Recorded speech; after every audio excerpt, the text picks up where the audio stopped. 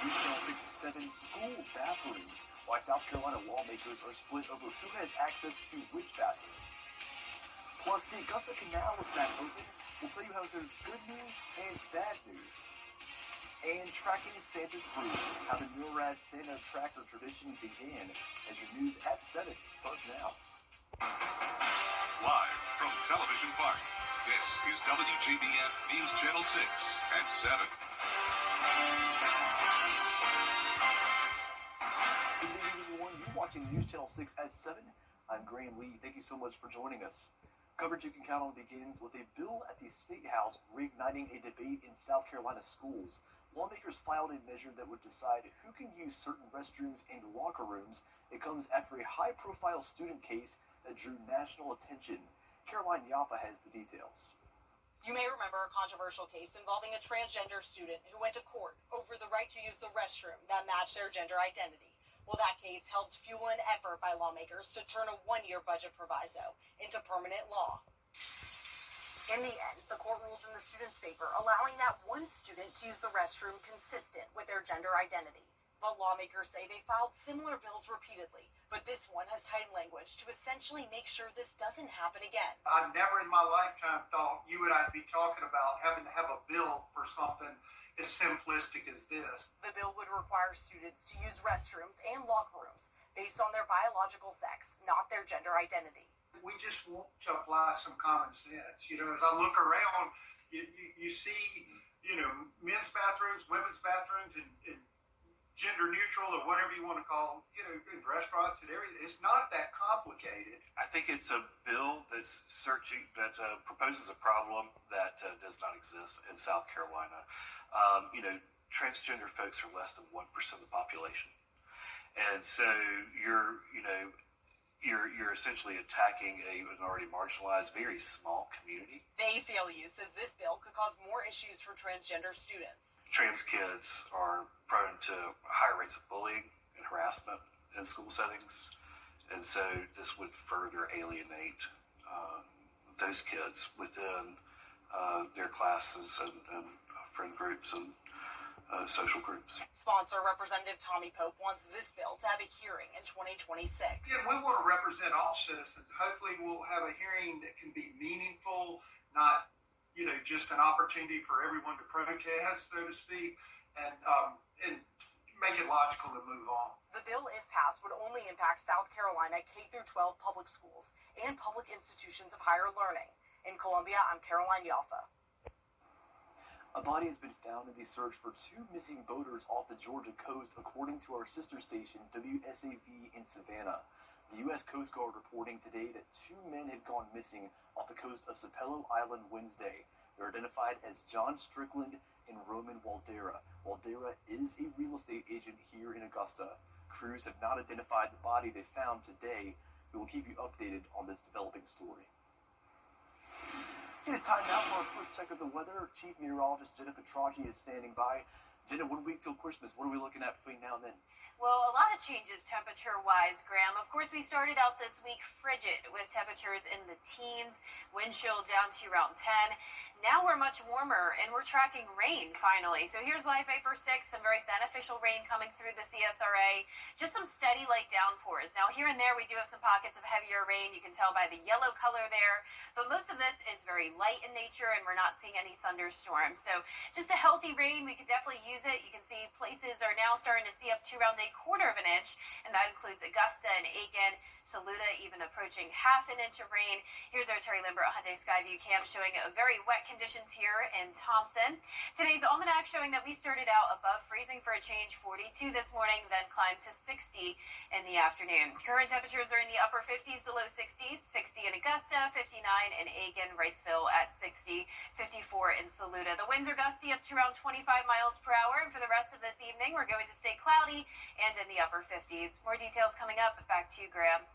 All right, Jenna, thank you. It is a welcome back to a popular part of the Augusta Canal.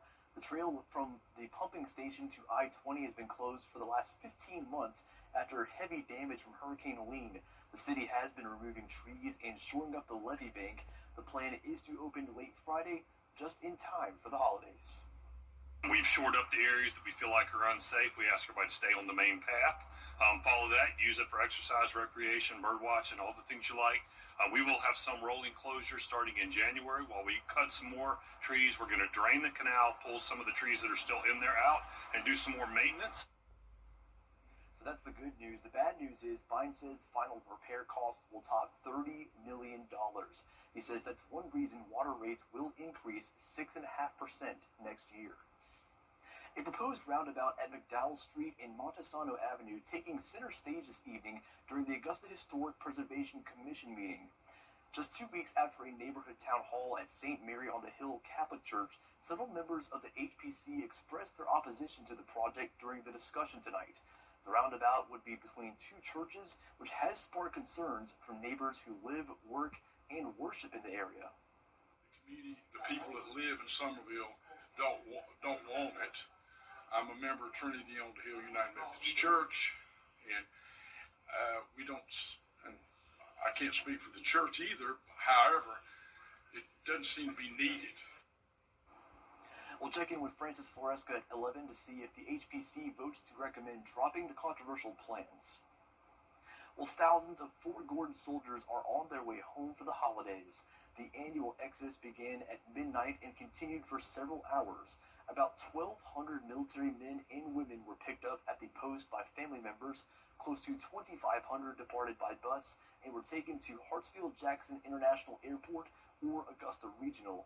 And for many, it's the first time they've seen their family in months. And sending these soldiers home is about giving them a chance to be with their families, their friends, back in their places from where they joined the Army, to reconnect with family, to be proud of who they are now as American soldiers, and to get a little bit of a break.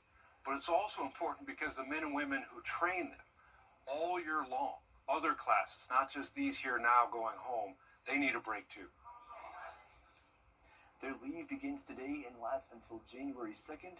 From all of us here at WJBF, we wish a Merry Christmas and Happy New Year to all of our servicemen and women. Thank you so much for your service.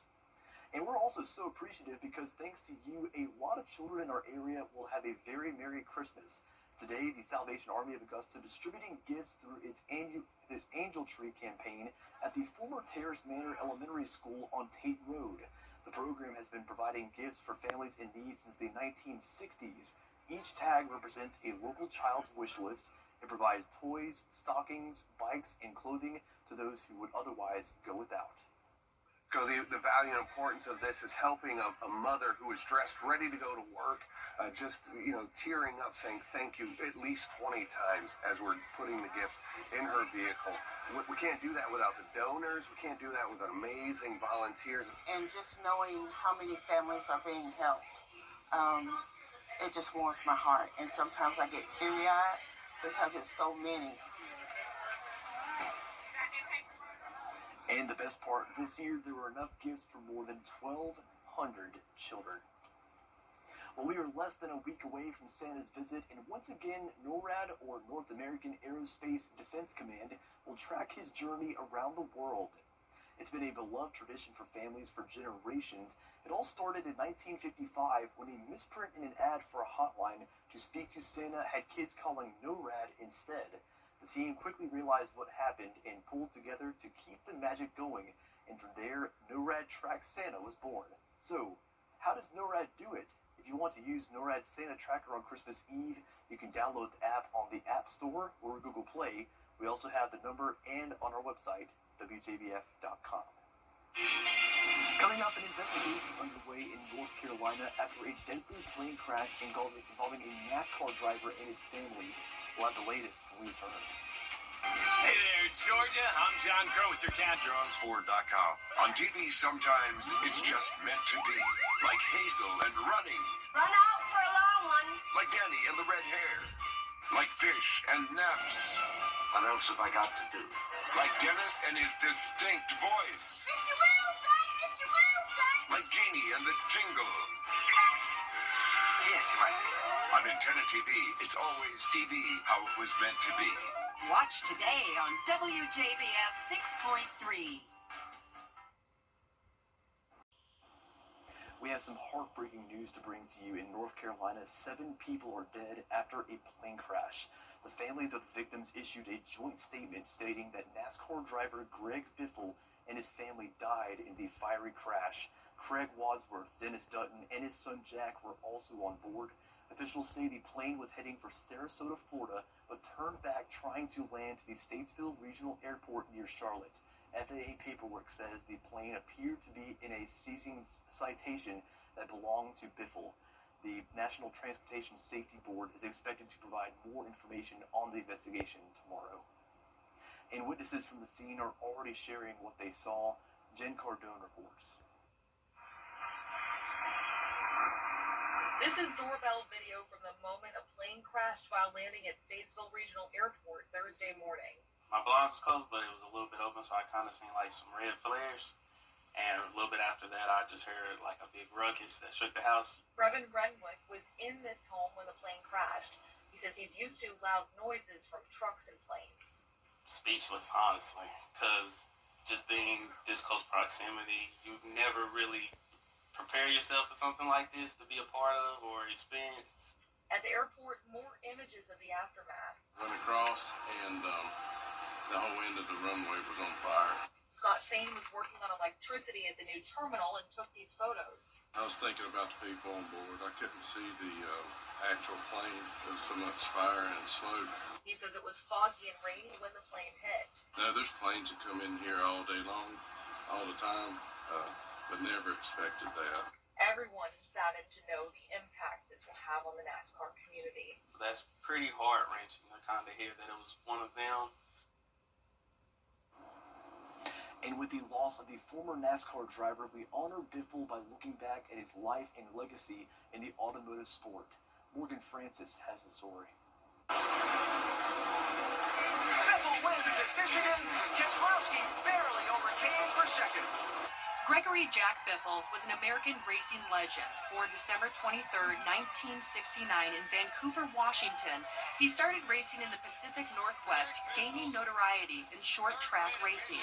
After working his way up through the local scene, it would be a Hall of Famer who would take notice of Greg's talent. Benny Parsons saw how Biffle dominated an off-season late model series then known as NASCAR Winter Heat. The man known as the Biff would win its inaugural championship, which had Parson talking to the legendary Jack Roush. Roush hired Biffle, and the two instantly made history, a champion in both the truck and what is now known as the O'Reilly Auto Parts Series. Biffle also found victory lane twice in one of NASCAR's Crown Jewel Cup Series races, the Southern 500 at Darlington. Overall, Biffle would earn 19 Cup wins in 515 starts across 14 full-time seasons. Biffle couldn't stay away from the garages. He's kept busy driving one-off races in the ARCA series and even driving for Kyle Busch's truck team back in 2020. All this while making appearances on tracks across the country, meeting with fans. Off the track, Biffle was involved in several philanthropic endeavors. More recently, he participated in relief efforts when Hurricane Helene devastated western North Carolina, offering his private helicopter to help deliver supplies to residents who were stranded from flooding in the region. Greg was recently named to NASCAR's 75 Greatest Drivers in 2023. He was 55 years old. Get 2 steak biscuits at Bojangles for just $5. It's bow time.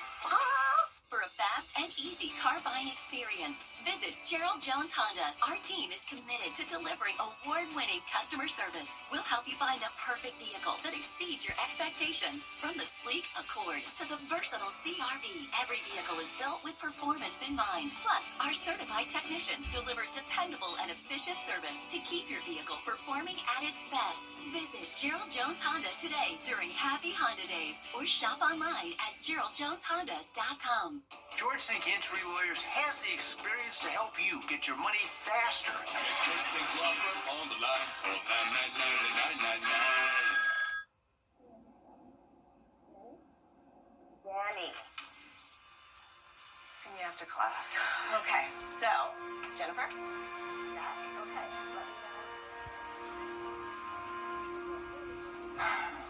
Danny, I just got this notice from school. We need to talk. This is important. Call.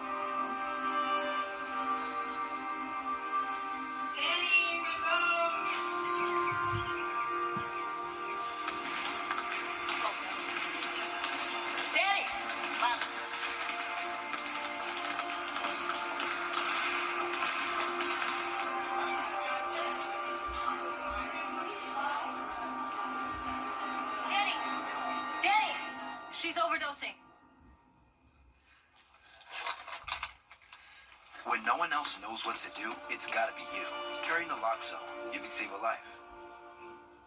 Learn to prepare an amazing meal with a hometown feel. We've gathered the best recipes from across the CSRA all in one place. Brandon Dawson and Jared Ledger host Your Hometown Kitchen, Fridays at 12:30 on News Channel 6. Now, your most accurate forecast with WJBF Live Viper 6. Welcome back. I want to start out with a very special shout out to our weather kid of the week. Meet 9-year-old Temperance from Evans. She was incredible. I gave her all of my actual graphics that I show on air every day, and she knew what to say with them. She did a fantastic job learning how to use the green screen very quickly, and she definitely wants to be a meteorologist one day. In fact, she's already researching schools that she can go to in the future to study meteorology, and she's only in 4th grade. So Temperance, it was so great meeting you the other day, and I had so much fun showing you around the studio and teaching you all about my job as a meteorologist. So right now we're tracking rain. Here's Live Viper 6. Widespread showers, some steady downpours coming through across the area, especially from places north of Burke County. Some of our southern line counties getting a break at the moment, but our Terry Lambert Hyundai Skyview cam showing very wet conditions here in McDuffie County. We're sitting at 60 degrees. This is pretty much where our high temperatures were, so the cloud cover is going to keep the temperatures about the same tonight. Southeast breeze coming in at 6 miles per hour and some poor visibility as well. Mid-50s towards the north, the rest of us in the low 60s, so we're definitely not going to be below freezing tonight. You can see we have all this moisture across the two-state thanks to a southwest wind, and then once the cold front approaches us, we're going to have more rain move through overnight, maybe even some heavier downpours in a weak storm or two. It's also going to get breezy from 10 o'clock tonight till 3 o'clock tomorrow afternoon. We'll see wind gusts up to 35 miles per hour. So here's our future cast tonight at 8 p.m. We will have some periods where we'll dry out, but then you can see more rain coming in, heavier downpours possible at times, and then by midnight, it may look like things are wrapping up, but then here comes the cold front.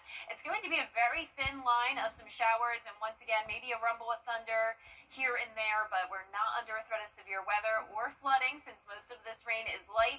There's 5 o'clock in the morning, so if you're headed out very early for work, you may run into some rain, but by 7 a.m., we're starting to clear out. You can see we'll be left with sunshine throughout the rest of our Friday, and temperatures will be cooler, only getting into the mid to upper 50s, and with that breeze, it will feel even colder than that. We're warming up this weekend, though, 62 on Saturday after a freezing start, and then 67 on Sunday, and your Christmas Day forecast looking pretty mild. High temperatures near 70 degrees. Now, our low temperatures tonight will be split from the mid-40s to the mid-50s. High temperatures tomorrow will probably actually reach these early today, and then we'll only be in the mid to upper 50s tomorrow afternoon, but 61 will be our high in Augusta. Now your 10-day forecast showing lots of sunshine to enjoy this weekend and for the week of Christmas. It's going to be beautiful. And once again, it does look like we're warming up. Now, on this week's episode of the Partly Cloudy podcast, it's our Christmas special. Meteorologist Avery Gray, Miller High, and I talk about our thoughts on a white Christmas, the historical odds, and if we will have one this year. I feel like everyone knows by now my thoughts on this. I'm a warm weather lover. I want a tropical Christmas. Yeah. So even though the chances are very slim, and on that map it looks like it's a 0% chance, in the CSRA there's actually a non-zero chance that we will see a white Christmas. So you're telling me there's a chance? There's a chance. There's 0.4% of a chance. Will we see a white Christmas this year? Well, no.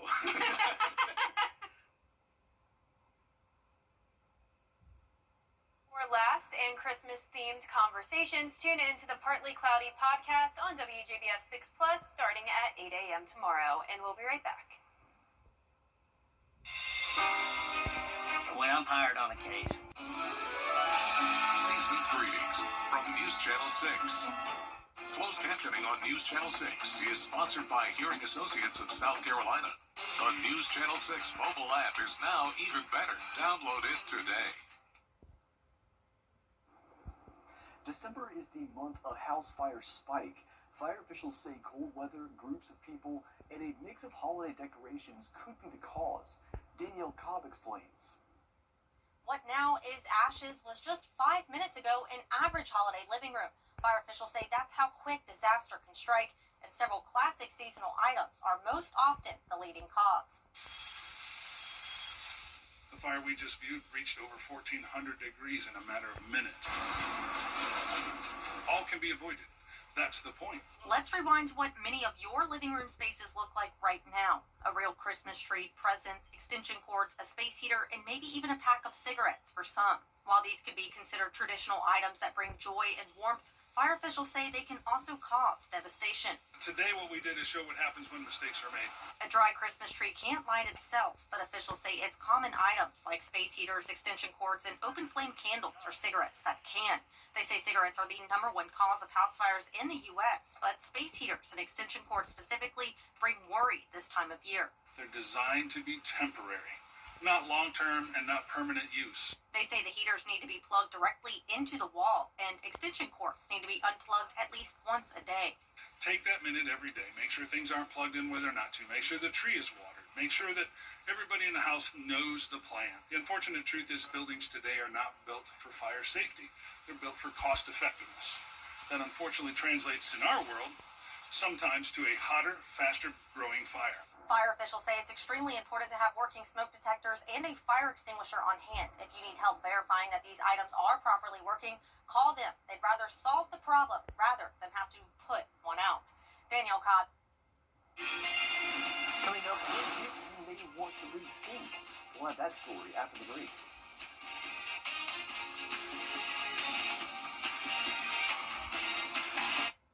For over 50 years, more. Great deal at GeraldJonesSubaru.com. Well, if you're looking for a gift for your significant other, you may want to steer away from these. Gift-giving experts say generic stuff like box of chocolates and scented candles or anything you can get at a local drugstore is out. Depending on the person, exercise equipment may often come as criticism. Avoid giving housework items like a vacuum or a mop. Instead, purchase a gift that you know they are hoping for.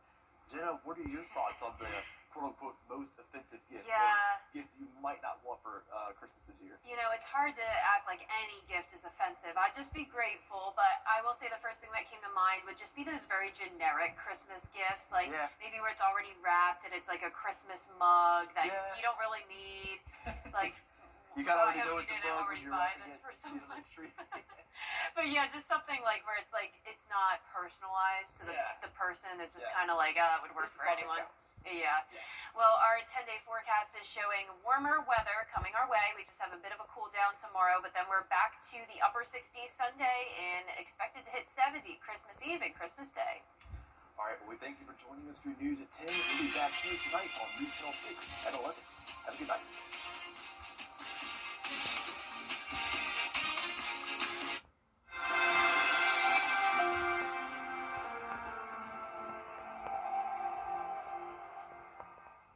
When you call Universal Plumbing, you get plumbing done right. Since 1985, customers have called us because they trust us in their homes and with their comfort. This season, we're helping you yank the tank and upgrade to a tankless water heater. We're offering free estimates through December. Call Universal Plumbing for quick response, flat rates, and endless hot water when it matters most. Universal Plumbing, quick response, flat rates. Some people hear the name Goodwill